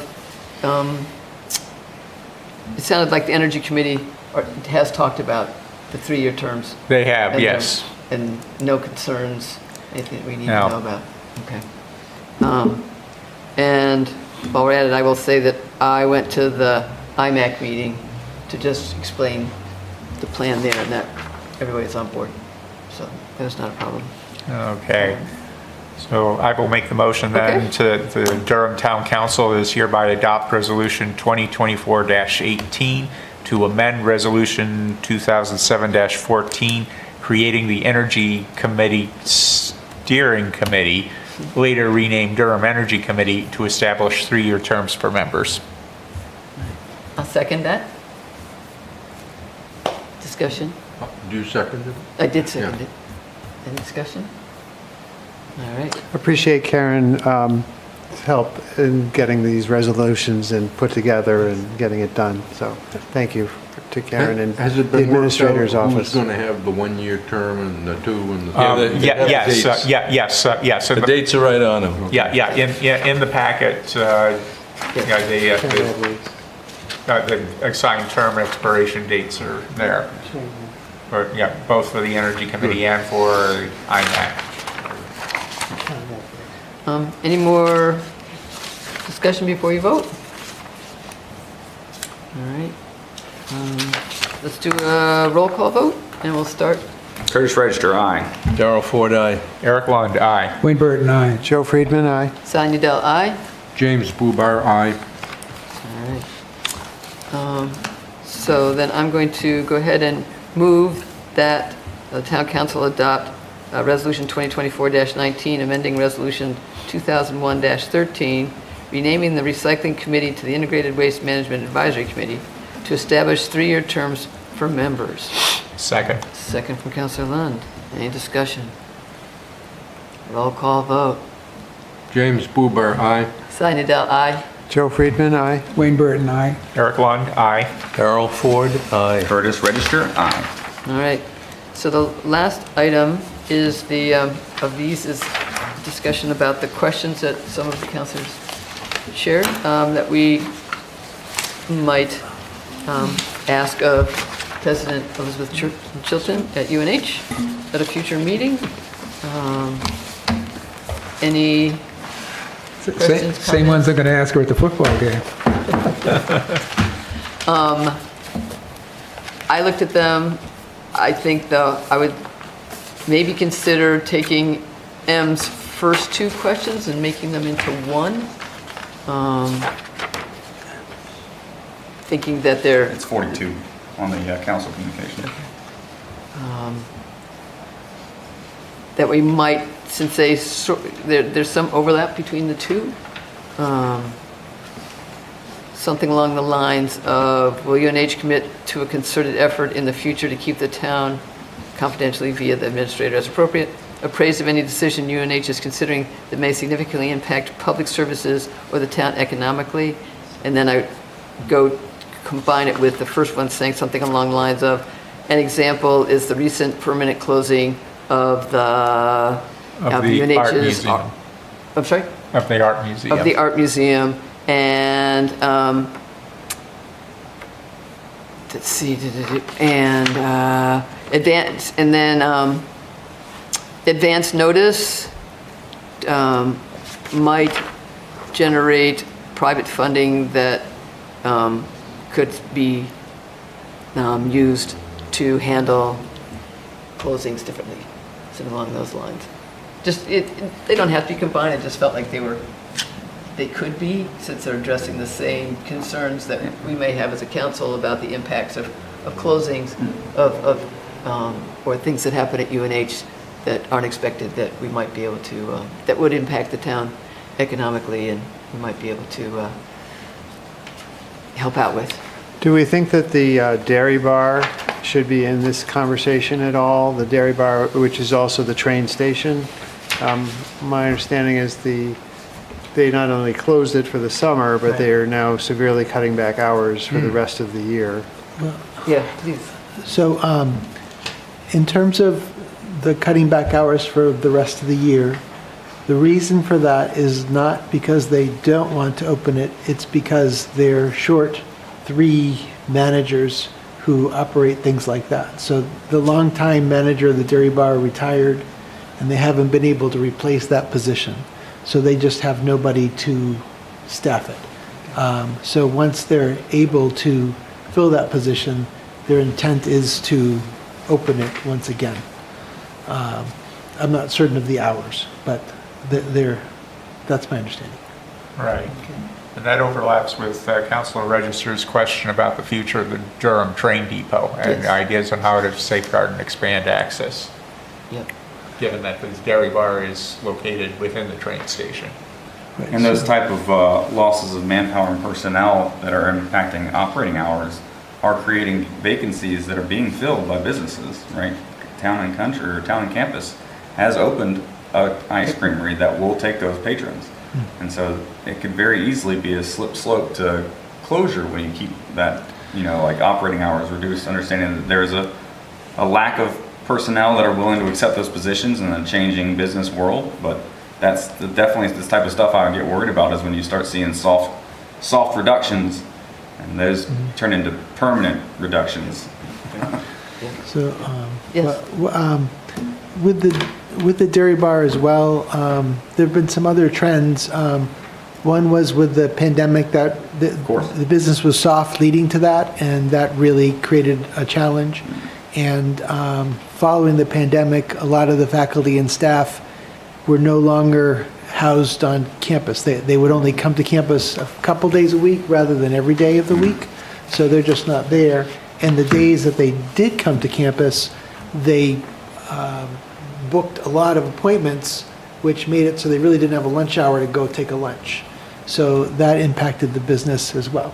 And then in terms of the dairy bar, or the train station, Durham owns the trestle, and we keep the trestle in safe condition.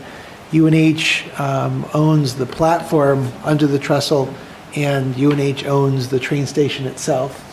And UNH has invested quite a bit of money over the years in the train station, but has also secured federal and state grant monies, which Durham has supported with letters of support and advocacy over time. And UNH has applied for, and I believe has received a grant for expanding the platform toward the Depot Road parking lot, which is ours, and a portion of the covered platform, which at some point in history was enclosed and is now being used for sort of cold storage. The concept is that would be opened up so it could be a usable area again for the public.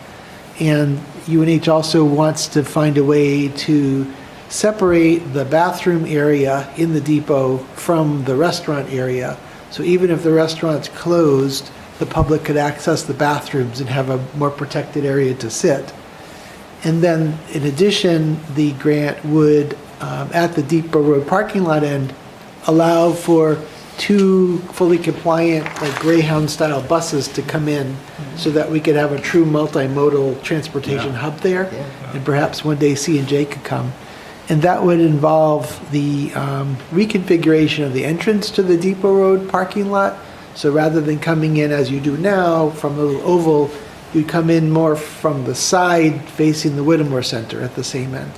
And these are all plans Durham UNH have talked about for 10 years. We all sort of understand what they are, but sort of funding has held things back. So there are a lot of plans there. And the Downeaster is running pretty strong. They've got good usership, and there's usership from the campus, particularly students who come and go over vacations, and that way they don't have to drive into town. And we've got quite a few residents who take the train and commute as well, and several days a week, and have parking passes for them. So it's been a great amenity, and we're in the process of refreshing the advertising panels underneath the trestle, and so we finally got UNH got a good picture of downtown that I gave the thumbs up to.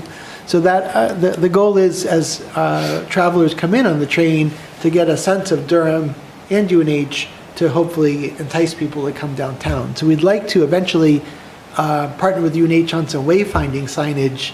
So if you really don't know a lot about Durham and you come to this train station, you know where downtown is and how far it is, and you feel comfortable taking a chance and walking down there. So that's all like to come. And I think it's important to note that it's not accusatory towards UNH. And their struggles are very real struggles, and they're just very reasonable and understandable. The concern is protecting the current culture of that area, as well as potentially expanding its impact on the residents, because everybody talks about Campus Creamery or the Dairy Bar as a fond memory. And I know for using the train, that was the main reason I moved here, is because that was a 1 mile walking distance to the Durham Amtrak. That my walk commutes to Boston a lot.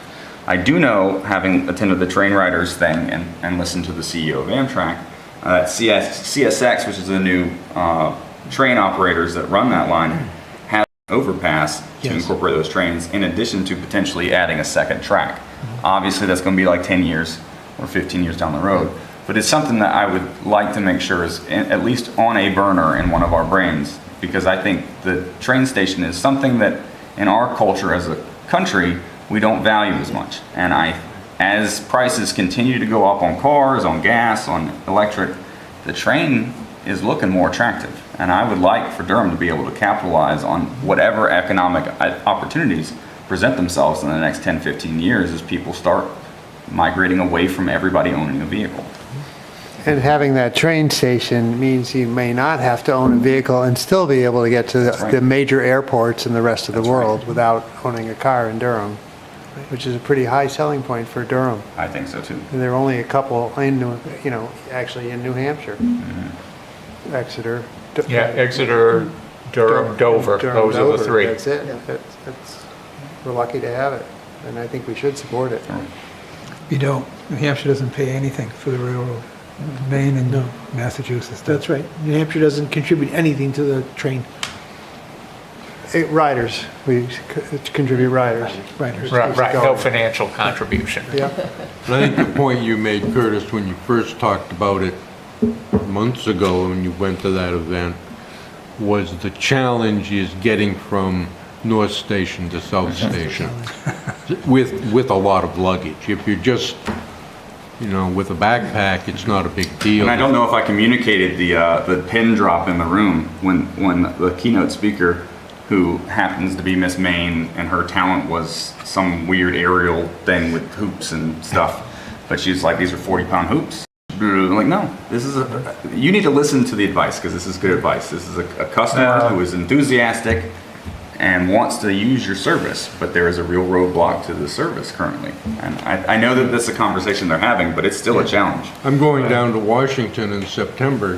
They need to get straightened out, quite frankly. I agree. But I'm taking C&J to South Station from Portsmouth. Of course. Yep. Right. That's what I mean. It's quite frankly, Yep. She went down to Wilmington, Delaware. And I'd love to take the train, but it is too cumbersome of an obstacle. Yeah. The legislature doesn't like trains. They killed the Concord, Nashua, Yeah. Manchester line. I'm still not quite sure why. I don't think they want all those people from south of us They to feel the make their way money, into New they want to put the money into 93, into the highway. Yeah, right. I think that's issue. Gas, get the gas tax. Supported my family All right, for 10 years. any other comments about the Yeah. questions? Are we comfortable with these Are questions? they being submitted to her prior to, or how is this? Yeah, I think they could think probably so. use some rewording. Consolidating. Yeah. Right, right. Yeah, we shouldn't infer that she should have answers to all this either. No. We don't want to be an accusatory session. That's right. I think someone should compliment her on the way she has handled the controversy around the incident at UNH on May 1st, to call the meetings, taking it seriously. It's not easy to do. The only other thing, I'd love to ask her about the West Edge, my favorite.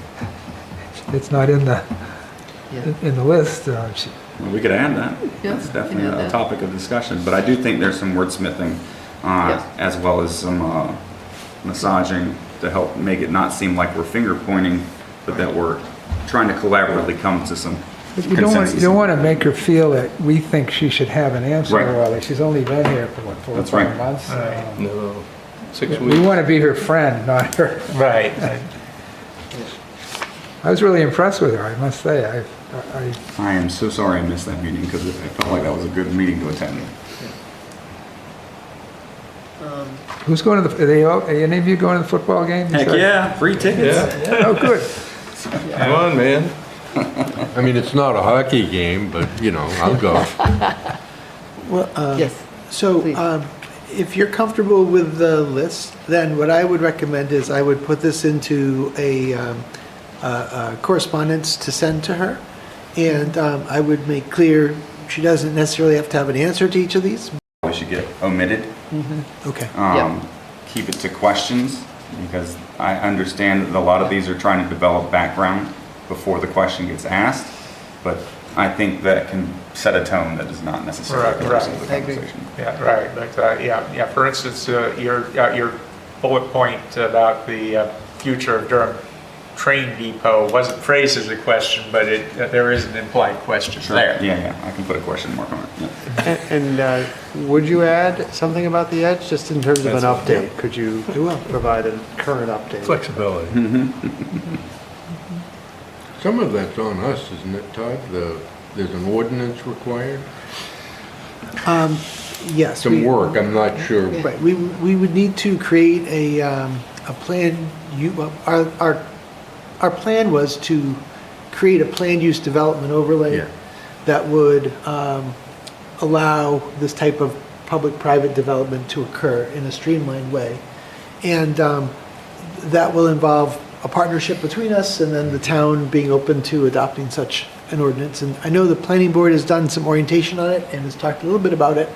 But I think 3 years ago now, we had sent an initial draft to then Doug Banks, who was the planner at UNH. But UNH wasn't yet ready to move forward because we were kind of going into the pandemic at the time. So now they're out, and I know Ken West. not Ken Weston, the vice president for research, Marion McCord, was planning to provide an orientation for President Chilton regarding the edge at West End, and I believe that's now taken place. But I haven't yet had a chance to talk with President Chilton since that took place. But my general understanding was President Chilton was supportive of, the concept continuing to move forward in some way. But I've got to learn more about where they are with that. So. And I would say, sort of based on the questions that are here, as part of that update would also be, how are they seeing Durham's, the town's participation in I that agree. piece? Yeah. It needs to be mutually So, collaborative, mutually yes. supporting. It's good to start hearing us being mentioned in there. Anything else? She was familiar with Amherst, because Amherst is lucky they're a separate, they're not a university with a town in it like us. They actually have a separate And Amherst and the town of Amherst and UMass have done a lot of economic development stuff together. It's the new thing, so. Well, Amherst also doesn't just have one university, they have three. Three, yeah. But I'm kind of curious that she may talk about Washington State, what her experience has been. Right, which that would be relevant because that's another situation of small town, large university. At least the drive-in theaters.